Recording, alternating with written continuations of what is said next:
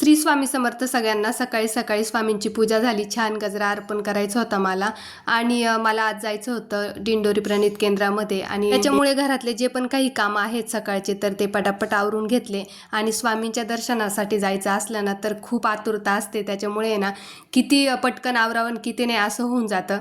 मग जी पण काही माझी नित्यपूजा आहे तर ती मी करून घेतली आणि कसं आहे ना दिंडोरी प्रणित केंद्रामध्ये गेलं ना तर माझं तिथून निघावंसं मन होत नाही, त्याच्यामुळे मी जे पण काही घरातले काम आहे ना तर ते सगळे आवरून घेते, म्हणजे तिकडून यायला उशीर झाला तरी हरकत नाही। मग घरचे पण मग जास्त वनवन करत नाही की नाही कामं टाकून गेली वगैरे, तर माझे सगळे कामं मी आवरून मगच जाते आणि स्वामींची इच्छा असते तेव्हा स्वामी मला बोलवतच असतात, कारण आपण कोण जाणारे करता करविता फक्त आपले स्वामी माऊली असतात। आणि दिंडोरी जे आहे ना तर ते घरापासून अगदी जवळ आहे, फक्त अर्ध्या तासाचा रस्ता आहे, त्याच्यामुळे जेव्हा पण मन होईल ना तेव्हा मी जात असते दिंडोरीला। घरचे पण मला कधीच नाही म्हणत नाही, कारण की घरातले सुद्धा कर्तव्य मी तेवढेच पार पाडत असते, कधीच कर्तव्याला कमी पडत नाही, त्याच्यामुळे घरचे पण मला स्वामी सेवेपासून कधीच अडवत नाही।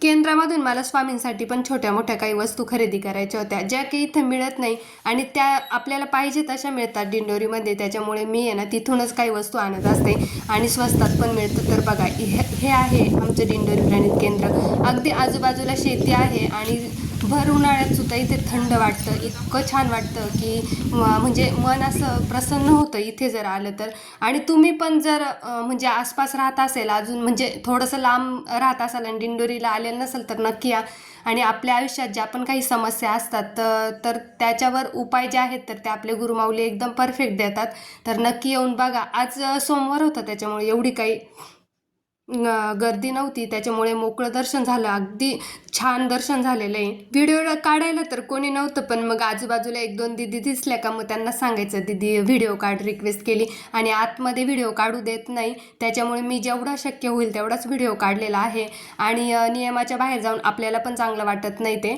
इथे येण्या जाण्याच्या रस्त्यामध्ये झाडं होते तर ते पण कापण्याचं काम चालू होतं, हा जो रस्ता आहे ना तर इथूनच लाईन लागते दर्शनासाठी, तर त्याच्यासाठी जे पण रस्त्यात झाडं आलेले होते ना तर ते कापत होते ते दादा। सगळ्या प्रकारचे झाडं तुम्हाला दिसतील, पेरूचे, चिक्कूचे, आंब्याचे, आणि त्याच्यामुळेच ते वातावरण जे आहे झाडांमुळे तर ते थंड वाटतं। मी स्वामींसाठी भरपूर वस्तू घेतल्या पण मी काही त्या दाखवल्या नाही आणि शॉप वगैरे पण खूप आहेत मागे, पण ते पण मी काही दाखवले नाही।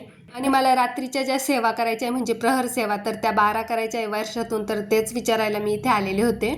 रात्रीच्या ज्या सेवा आहे तर त्याचं पण महत्त्व तुम्हाला सांगेल, तर हा आहे हॉल, इथेच सेवा केल्या जातात, इथेच प्रश्न विचारले जातात आणि आज गुरुमाऊली प्रत्यक्ष होते त्याच्यामुळे दर्शन पण खूप छान झालं। तर चला, श्री स्वामी समर्थ।